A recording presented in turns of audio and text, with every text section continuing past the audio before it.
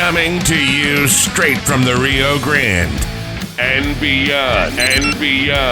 Broadcasting to the four corners of the globe. So grab your seat, your coffee, or your sundowner. Okay, everybody, here we go. On point, as always.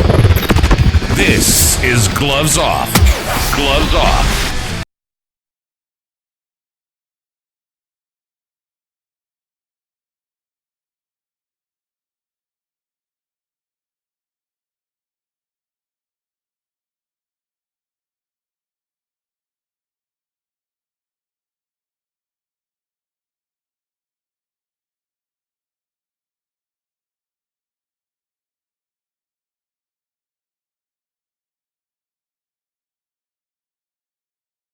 Back at you with Gloves Off. I'm Professor Buitrón. I have a great guest right now. He's running for City Council District 3. His name's Abraham Lugo.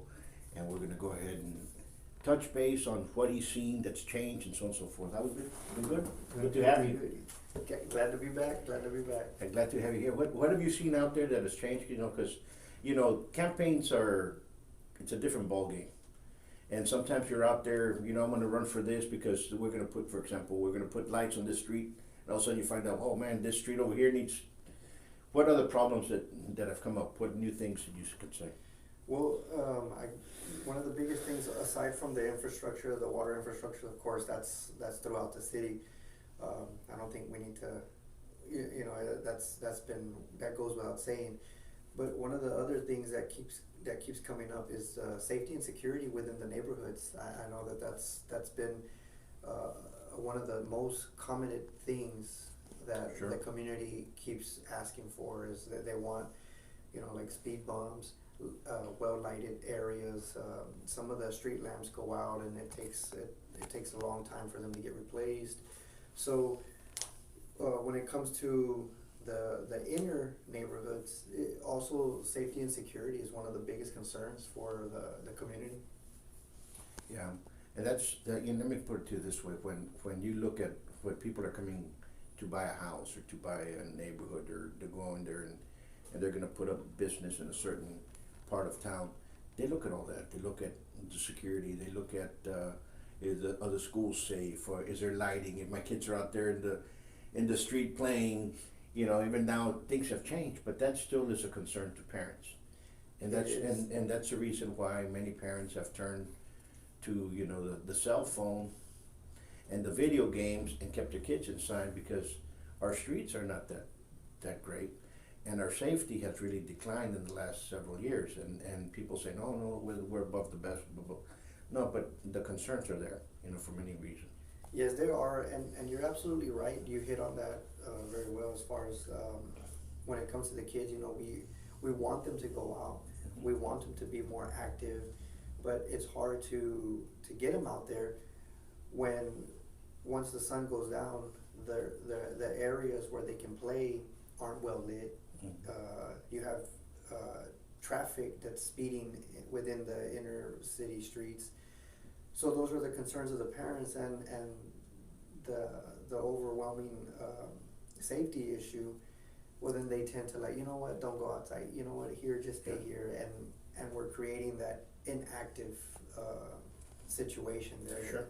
And that's happening more often than not.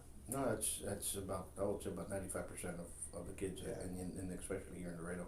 And the only exercise that a lot of these kids do is PE. Right. Or maybe a recess, or maybe the select few do baseball or football or something like that. Apart from that, it's done. And it's not like before, where we used to ride bikes all over the place, all over Laredo. We used to get on our bikes, and we were in your side of town riding bikes. We lived over here in Belmont, and we were riding bikes. I remember my time to come home was about no more than 10 minutes after the lights went and turned on. You were coming back home. You know what I'm saying? So it's different. And now it's kind of like they don't know that. They don't experience that. There's a lot of things that need, and safety to me, is number one. It is, and that's the peace of mind. That's the more than anything. That's the community setting. That you go home. The parents come home from work, kids come home from school, you have that family time, and in that little moment, you know, that's where there's the extracurricular activities that happen, and you know, it's just that peace of mind. You see it all the time in the movies, but in reality, you know, when it comes to true reality in the neighborhoods, it's nothing like the way it is in the movies anymore. I mean, we're past that, but it doesn't mean we can't do anything to put ourselves back into that direction, you know, and I think as long as we start taking those steps to put those things out there and improve the security and the safety, we can really go full circle and improve the health, the interaction, social interaction, true social interaction, and kind of go a little bit away from the just always online and social media. Sure. Create real relationships. Personal relationships. No, you're on point. And we need healthier lifestyle. We need security. Number one, we need less drugs on the street. We need to have security at our border. We need, you know, just last week you had 6 young men, women, 6 of them died of an overdose of fentanyl. You know, and they're keeping it squashed quiet here in the news. No, that's happening. You know, it's 2 months ago, back in July, I talked to some Border Patrol, and they showed me some pictures of some, and you've seen it because of where you work. They had a bag, and they said that this bag right here could kill the population of Texas, you know, and then all of a sudden they come out, and now you start seeing the ads that this is going on, but you don't hear it here. You know, you need to see the state news for you to find out what's going on in Laredo, because here they don't want to do that because they have some type of, we have no problem. No, we have a problem. The problem is in our face now, and I don't get it, you know. This open border, we need security. Right. Enough's enough. Our neighbors have shown us for the last 30 years plus that they don't really care about us, even though we all have family across. I'm not talking about the Mexican citizen, I'm talking about the government in general. We have to do something about it. And drugs, number one, I'm against it. Right. I've been against it. I know you're a lawman and you've been against it. When you get folks that used to come here, and I used to get even a gossip that you were doing drugs or dope or what have you, you're out the door. I was not going to tolerate that. I had a no drugs thing. I cleaned house a long time ago, and I've kept it that way. Why? Because I believe that once that gets into the influence, once you start one goes in there and starts influence others, you'll it's like the saying, one rotten apple ruins the barrel. I believe that. Right, and when it comes to drugs and all that, it's very destructive, and it only takes, you know, a key point in someone's life, one decision or one bad decision, and it'll just start domino affecting into continuous bad decisions. And once they find themselves in a real bad spot, it can be very difficult to redirect themselves to a better lifestyle. And even though we have all the tools or not all the tools, but we have access to detox, and we have programs to help detour the to combat the drugs in the schools.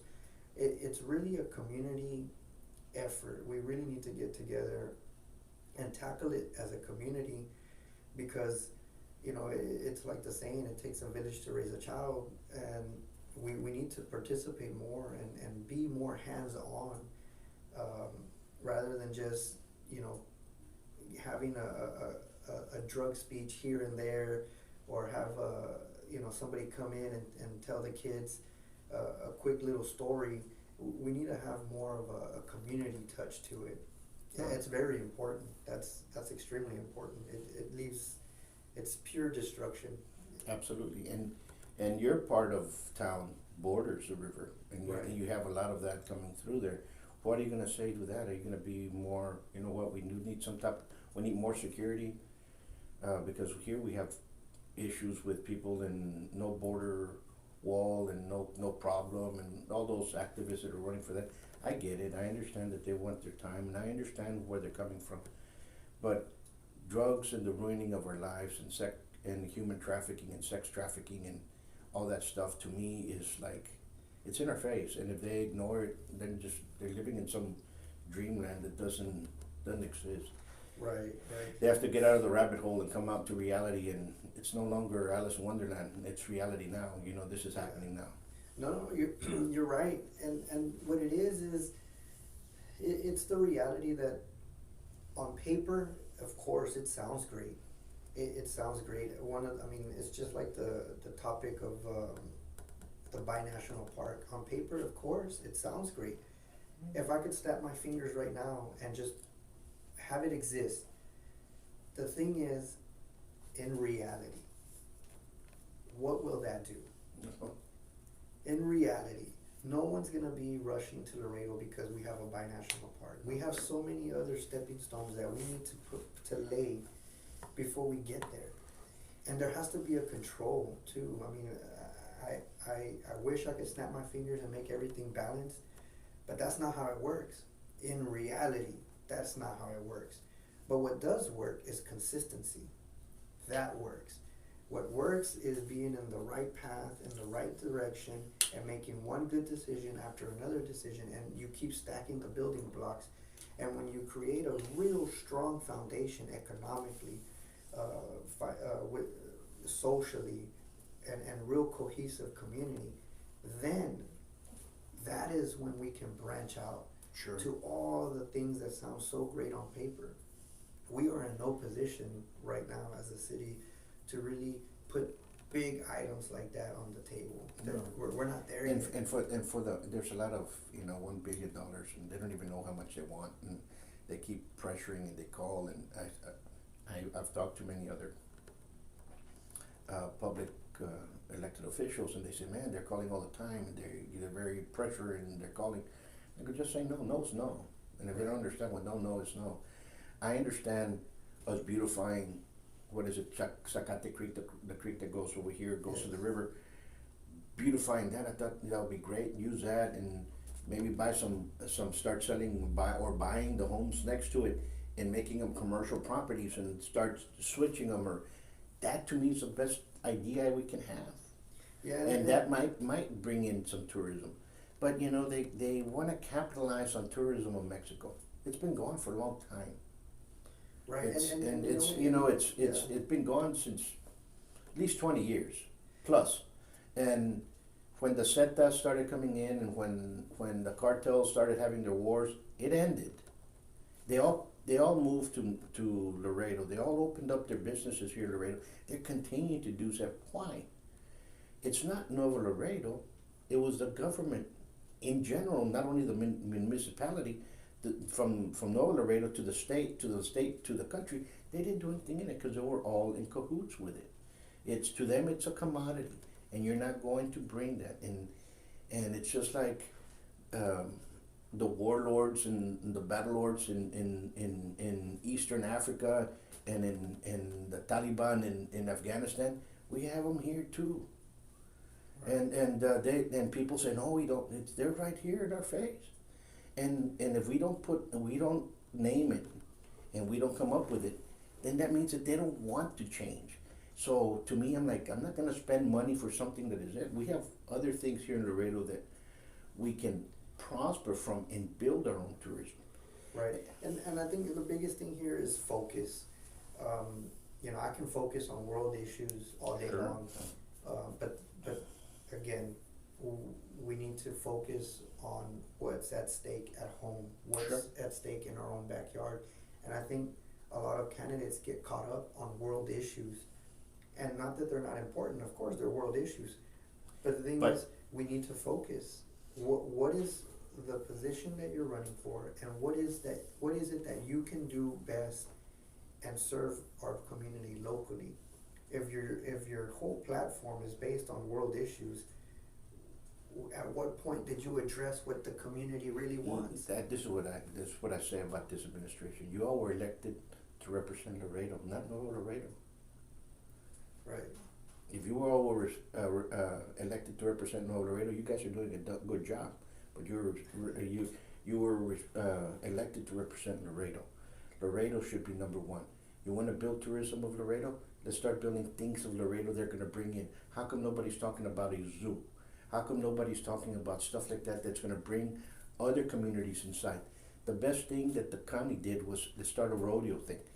People saying, oh, okay, no, it's not going to work. Well, guess what? There's a lot of people that do rodeo in South Texas. Texas is a rodeo, that's one of the sports. And if we're going to have that, then we're going to start prospering from it. But it's going to take time. That was a nice vision that they did and it implemented. Do something like that with the city. It's not going anywhere. You want a water park? I mean, the people in the valley have a beach. San Antonio has 3 or 4 water parks already.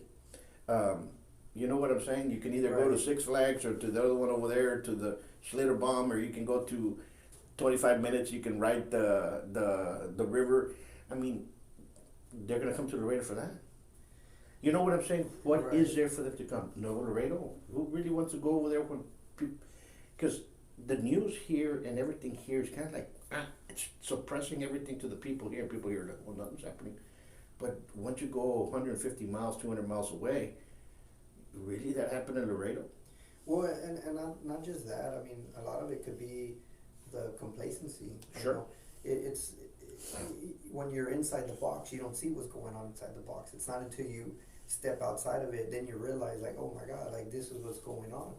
But in that same token, there's a plus, there's a positive and a negative to it. You know, that could be the negative, but also the positive, you know, in my perspective, you know, I have had the opportunity to travel the world, and like I tell everybody, Laredo has a lot of potential. It's very, very beautiful, and I know some of the locals might have a different opinion based on their personal experiences, but trust me, if you were to step outside the box, if you were to travel the country, you're going to realize just how beautiful Laredo is and the gem that we have right here, and we have not done enough to push it forward. You're absolutely correct. And talking back about complacency, you said a great word, and I think that's what happens. You know the downfall a lot of things is it's what is known as the ABCs: arrogance, bureaucracy, complacency. And Laredo has all of them at the number 10, and they're going to 11. You know, and they don't only reach 10. Arrogance, the arrogance of our public officials, all in general. Not that I'm not picking just any single one of them out there, so you guys don't cry. I'm talking about all in general. The municipality of Laredo, those elected officials in there, they think that people owe them. We don't owe you anything. We are not your subjects. We elected you to go up there and represent us and try to accommodate the way of living to better us, the citizen, you included. It's not, we are your subjects, and if you say jump, we're going to jump. It doesn't work that way. So the arrogance you all have. The bureaucracy, it's pitiful. Try opening up a business. It takes forever to get people from the building inspectors to go out there. Minimum just to go out there and get a temporary electric meter before the inspector goes there, it's anywhere between 15 to 20 days. I mean, that's half a month that you're sitting down doing nothing because they haven't going in there. But, and if you compare it to other cities, Dallas, much bigger than Laredo, it's a 3-day plus. Yeah. So, you know, so there's things here that we have to cut. It's, you know, they have to come down to the line. And the last one you said, complacency. Yeah. Everybody's complaining. It's okay, nothing's going to happen. Oh, who cares? Let's kick the can down the street another 4 more years. Not my problem. You know, right. And guess what? It's already here. I have never seen Laredo election with over 30 plus candidates running. It's close to 40 candidates running for all the races that are here. Yeah. And that means that there's a problem. People are not content when you have a 18-year-old kid running for mayor when you have people that are saying, I can do better than this, that are mechanics running for school board and saying, you know what, we need to fix that. So you have a problem already that's being established, and you have people, and not making fun of the 18-year-old or the mechanics running or anything to that point. I think what I'm saying is people that are coming out of their niche and saying, we have a problem, let me see if I can fix it. That takes guts to do. And not only that, we right now at this time, I'm pretty sure that we're going to end up with some good leaders if everything comes out right. You're absolutely right.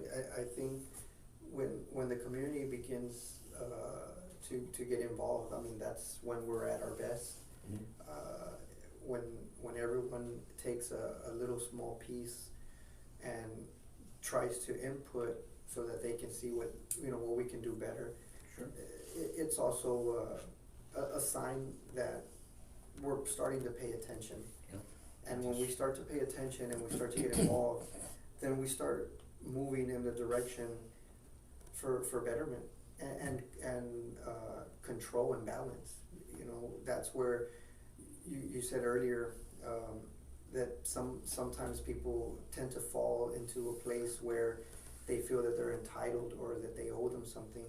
And you're absolutely right. Sometimes that could get the best of us. I mean, we're only human. But when you have the community involved and always kind of watching, it's a checks and balance too. It puts the elected leaders in a position to where they need to be weary of their attention. And are they getting complacent, or are they, I'm with you with that. But there's no checks and balances, because you try to do that and they remanufactured and redid we have to go back in there and actually dig into and rearrange and redraft and come out with a new city charter. They did it to the point that you can't recall anybody. You need, it's very hard for you to get the numbers. I think it should be 500 people. 500 people, the whole Laredo that against you, you got a problem. And if they're able to get 500 people to sign the thing, I think you should be able to be recalled. And and it doesn't matter if it's not, you know what I mean? Of the registered voters, of Webb County, that's 120,000. That means you need 10,000 more or less votes to get out anyone. So, you know what I'm saying now? Yeah, I think when it was moved like that, I think it did create a barrier. I didn't have a problem, if I'm not mistaken, the way it was before. It was based off of the actual votes that were cast. Election. Yes. So that's a more of an accurate picture of the community. Sure. When you go to the registered voters, it's very difficult. You're right. It creates an obstacle. So you have a person in there that can just, that doesn't really give a crap, and it's more for, the false promises, broken promises. The special interest groups are very, very high. So you're gonna get that type of person. Right, because it's just kind of funny when you look at it. Is in some races, if you're gonna recall somebody based on the registered voter and the percentages, like you're telling me that you're gonna need more signatures to get you out than got you elected. That what actually got you elected. Exactly. And that to me, it makes no sense. No. And not only that, we have to change it to one term. And you couldn't do it in one term, like you said. If you can't find out speed bumps, security, lights, the water's not thing, we need a new police station. And you know what? The new police station needs to be added. And over here, these houses over here were so dilapidated, we knocked them out because we had to knock them out because they all kept, are we gonna turn that into a park? Yeah, let's turn that to a park for that small little community that's there. If you cannot figure that out in 4 years, you don't need another 4 years to start to understand how to grift. You know what I'm saying? So. Right.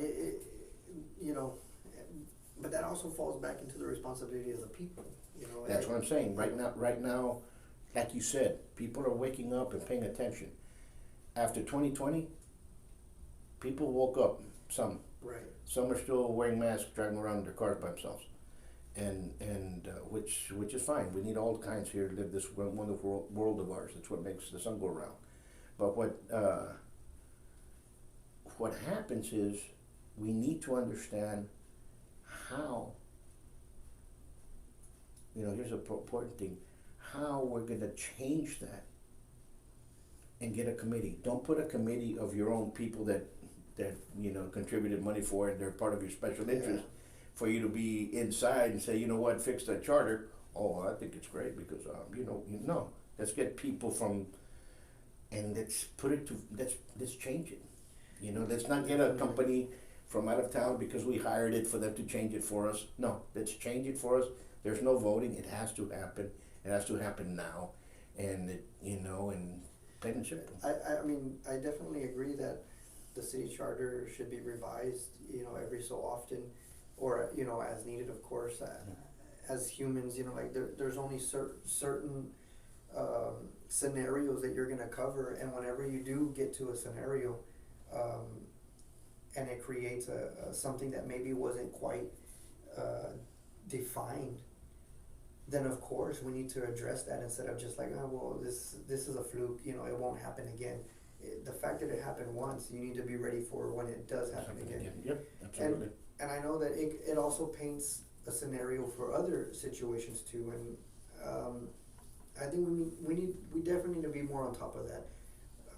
One of my biggest things that upsets me is when there's a certain way of doing something, and you ask, hey, why is it done this way? And then the response is, that's how we've always done it. But there's no real answer. It's just because nobody knows. And that's scary. And that's scary that you're doing something that you don't know why, other than that's how we've always done it. That's not a good answer. And that right there is a complacency that we've been in here for so long. We have people listen, I'm going to talk about this and I'm going to say it straight. You're in the military, right? Yes. Okay.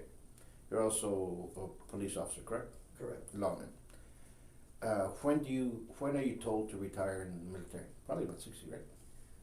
Yeah, I mean, typically 20 years. So you throw in 20 years, and then of course, depending on the rank and the position, you can go on longer. Most generals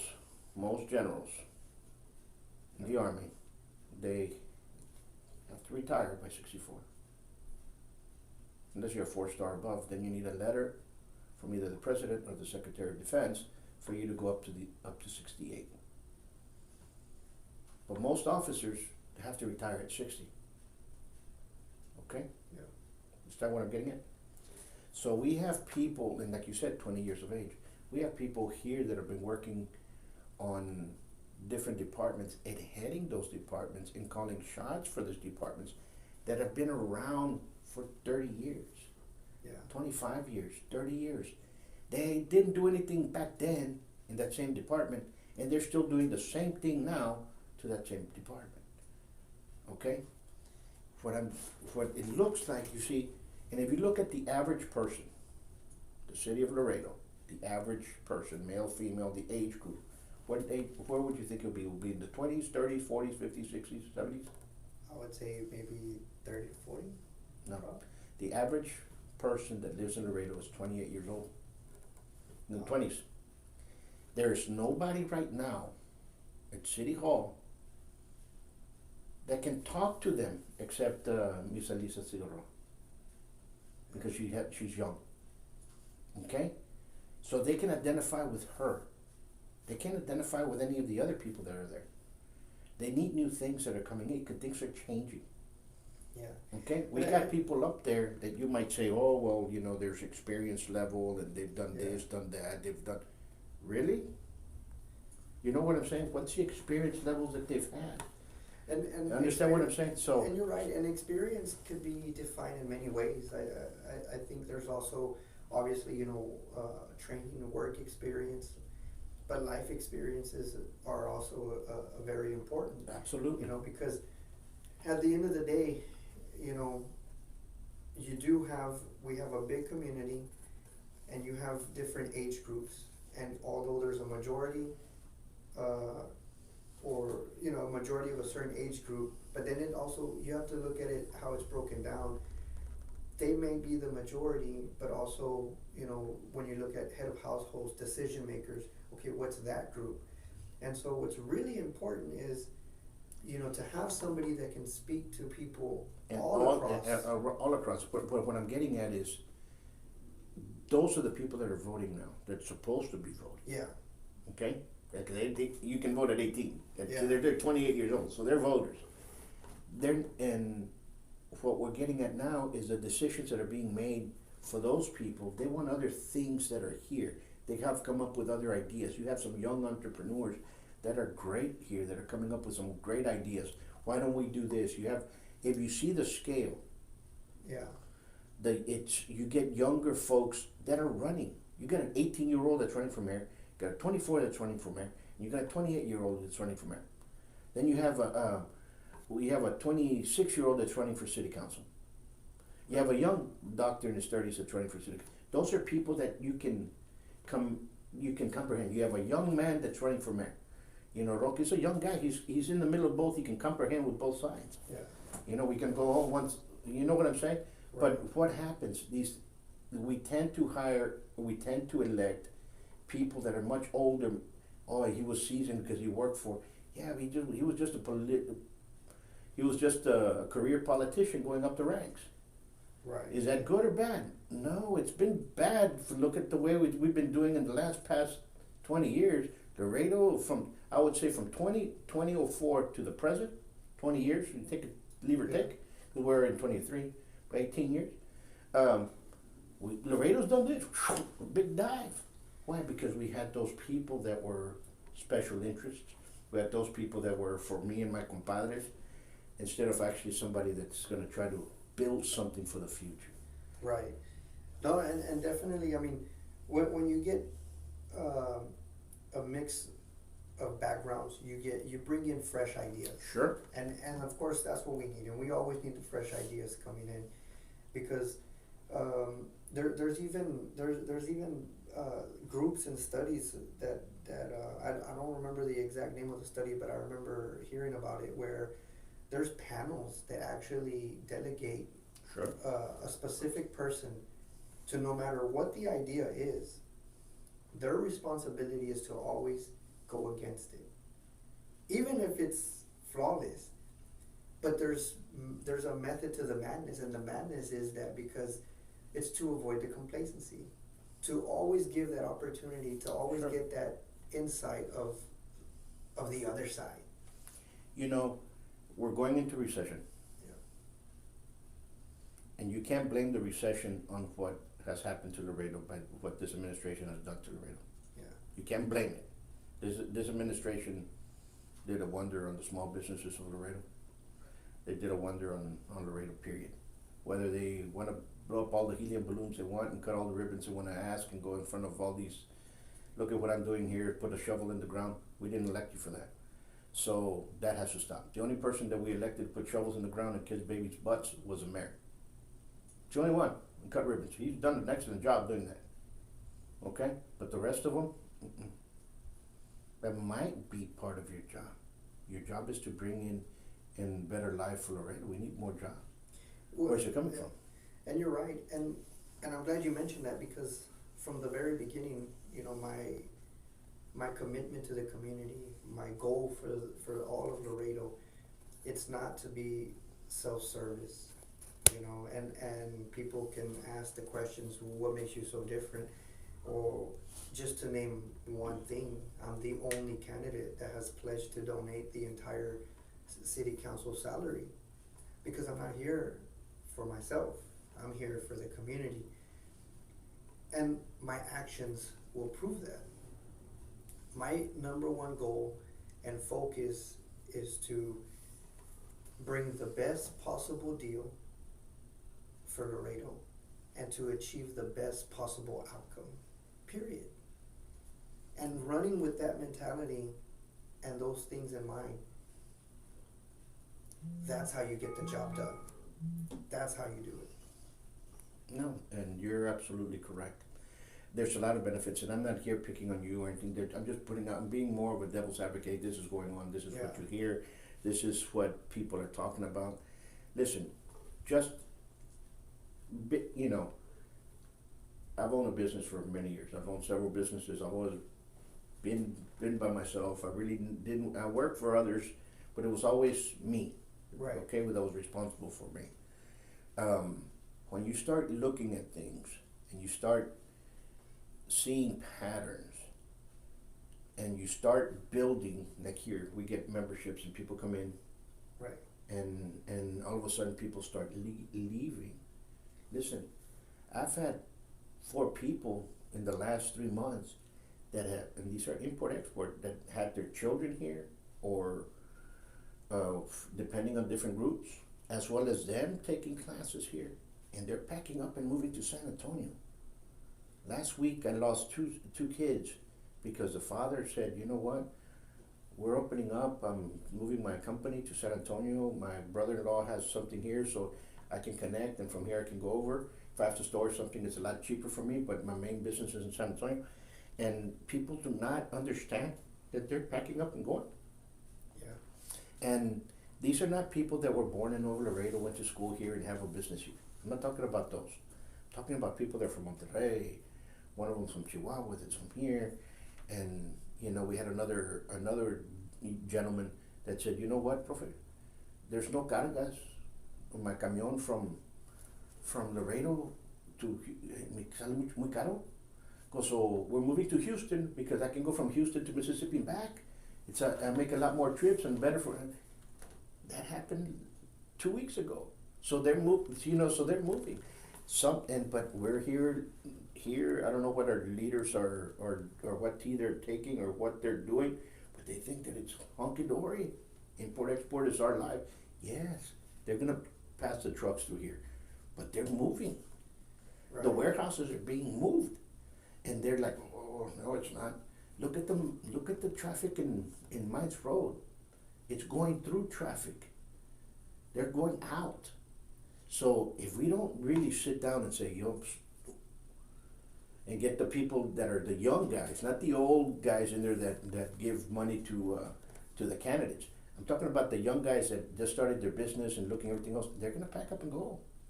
Laredo's just a pit stop. Yeah, definitely we need to, of course we need to refocus and analyze our import-export, of course we need to do that. And we always need to do that because we have it, it's one of our bread and butters here in Laredo. So the focus and attention should always be there, and to also try to create, the best opportunities for all the businesses here, be it that we have it right in our own backyard, and we should. That's very important. No. Important. Here's another thing that hopefully I can bring it to you and bring that attention out there. I finish teaching at 10 o'clock at night. Okay. Sometimes my wife comes in and says, you know what, let's go get something to eat. All the restaurants are closed. Right. By 9 o'clock, the restaurants are closed on the weekdays. Yeah. Friday, it's included. It's tough. Saturday, it's included. Now, Saturday, some of them go to 11 o'clock, 12 o'clock. And you're like, really, people? Who told you to close at that? Oh, it's because everybody's doing it. Really? And I'm an executive chef, and I've had restaurants, and I've been working with restaurants, and I've consulted with many restaurants. If you have a restaurant right now that's closing at 9 o'clock, that's 9, 10, 11, 12, 1. 5 hours, especially if you have a liquor license, 5 hours that you could be serving food, or at least 4 hours that you can be paying, you can be making, and you can produce money. And if that is the end goal, is producing money in a restaurant, right now's a chance for you guys to jump ahead of the ball game, open it up, and you know what, staff, we're going to do this, we're going to bring it up, because there's a lot of people that get out of all these places, that work a little bit late at night. They want to go over there, have a nice steak. They want to go over there and have taco. They want to sit down and convey business deals or what have you, and it's not being done. And people. Right, and definitely, I mean, the after effects, the aftermath of the pandemic, is still being felt. Small businesses and even bigger businesses, I mean, all across the board, they're feeling the aftermath of the pandemic. But we definitely need to really dig deep Oh, yeah. and to start moving in a direction where we need to ramp up the economic status here as much as possible, and give them, you know, those tools so that they can push forward. A lot of times, I mean, and it's all across the board. Also in the sense of like the jobs out there. You know, one of the things that people haven't really talked much about is how much when the pandemic was at full force, you know, we were forced to go virtual, and you know, that opened up a Pandora's box in the sense of business in itself as well, because now you have a lot of positions that are now opting to go full virtual. Absolutely. And Absolutely. not only that, they're starting to realize that they can just hire in the masses employees from other countries that'll be, you know, They're doing exactly the same they'll thing. do the same job because they've realized now that they can conduct that business virtually.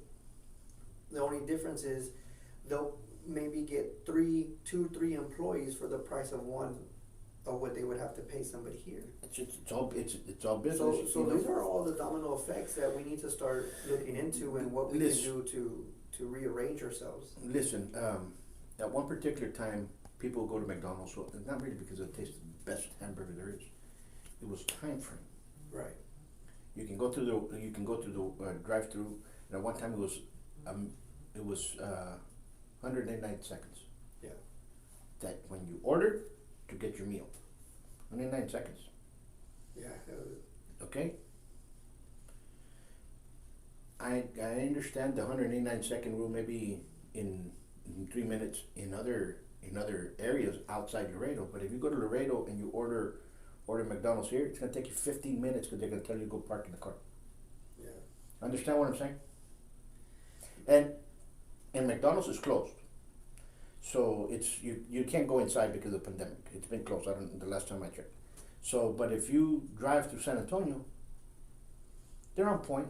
Either 180 seconds, maybe 200 seconds. Yeah. But if you go here to Laredo, 10, 15 minutes. Hey, can you go park in the over there because our fries aren't ready? Well, you know, you know what I'm saying? So, is it just the cultural thing of everybody here in Laredo that's too, who cares? Or is it what's going on? You know what I'm saying? It's hard to fathom, you know, and going back to the import-export companies, and I told one of the city councilmen, hey, we have a problem several months ago, and he goes, oh, but all the restaurants on 35, they're eating, of course, they're all drive-throughs. You can get a McDonald's here, you can get it in Cotula, you can get it in Pearsall, and you can get it in Lytle, and you can also get it in San Antonio, and it's going to taste the same. Burger King, Whataburger, it's going to be the same.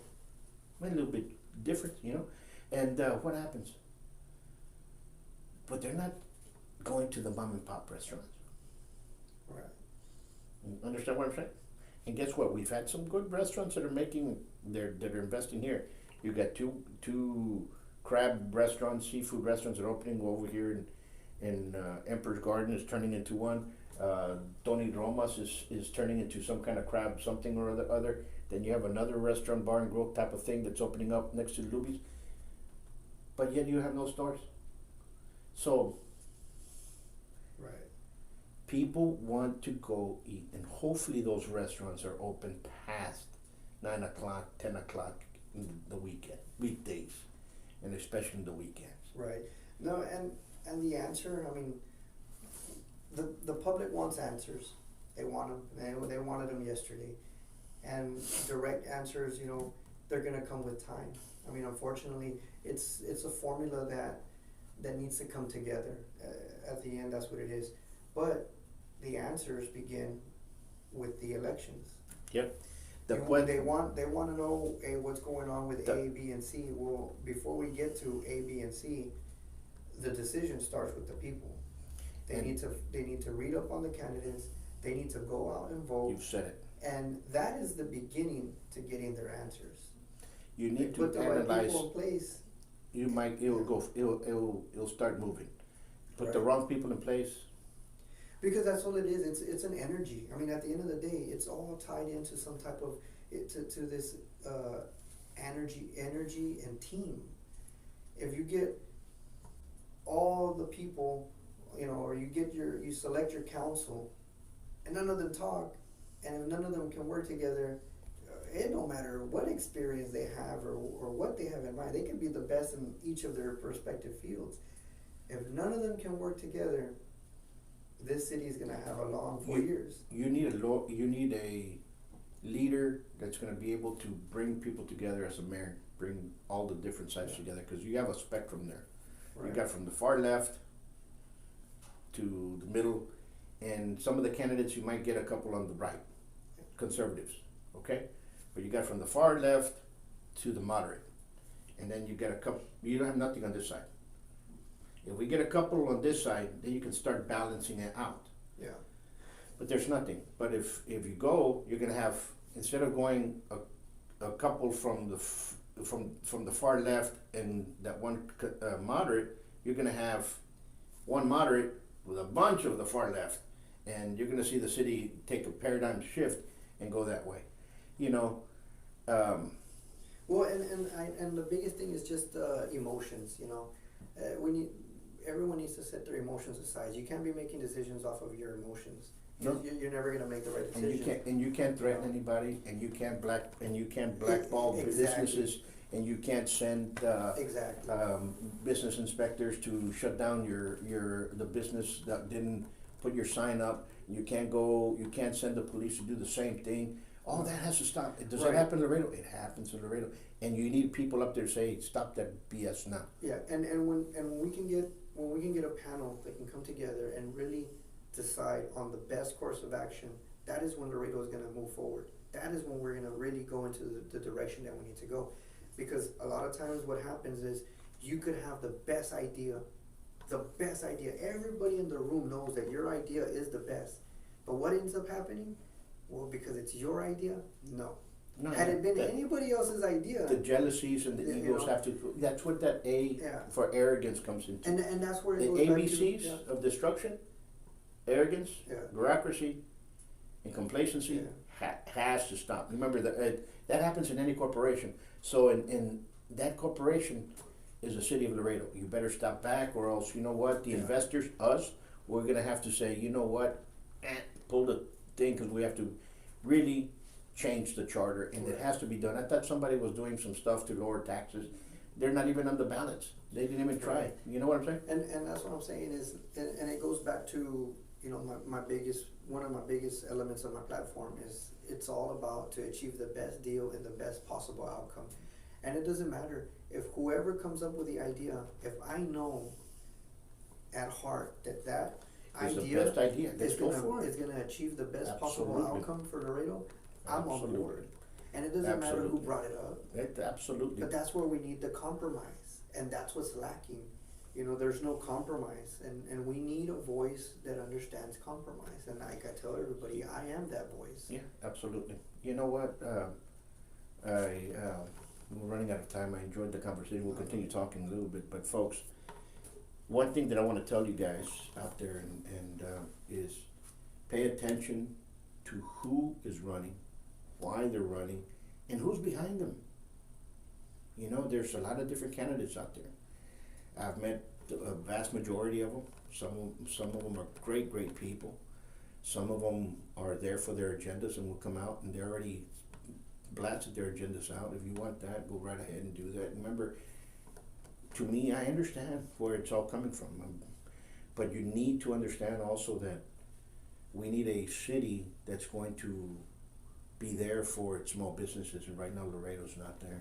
And right now Laredo's urgency is security, and security for drugs and all that. Laredo's not there. Even though we have some great police agencies, it's not there. Why? Because they're coming in from the border, and we have a deadly drug out there, and it's been posted all over the place, and everybody's hunky-dory. It's like nothing's happening. There's no problem in Laredo. And we're like, really? There's no problem? The problem's been there for 20 years. It has to change. And it ain't us. So it's us because we're allowing it to happen, and not no more. But for everybody out there, you have a good man here, a great candidate running. If you're in District 3, I'll suggest you guys call him. What's the number you can call him? You can call me at 956-251-1325. I'm also on Facebook under Abraham A.B. Lugo. You can like and message me there on my page, and I'll definitely get back to you personally. And talk to him. You have any questions?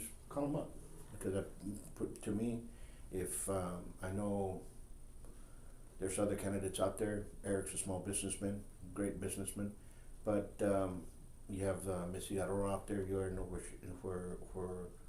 where she is and what she wants, and that group wants. You have Mr. Perez out there, nice guy it seems. I've never talked to him. I think I know his brother. There's some good people, but if you want, talk to somebody right here. Don't just look at the photographs out there and people.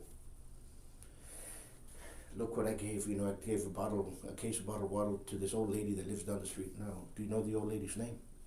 Now, if you can say Miss Hernandez that lives down the street, and I took her groceries, and I've been doing this before I became a candidate, then I'll talk to you about it. But don't call. Here's a case of water for the old ladies down the street, please. And remember, you couldn't fool anybody anymore. You know what I mean? No, It's like come out. you know what I'm saying. It's like after 2020, the smoke and mirrors have gone. The smoke went and the mirrors are broken, so now you can't see the trick. So until next time, much peace.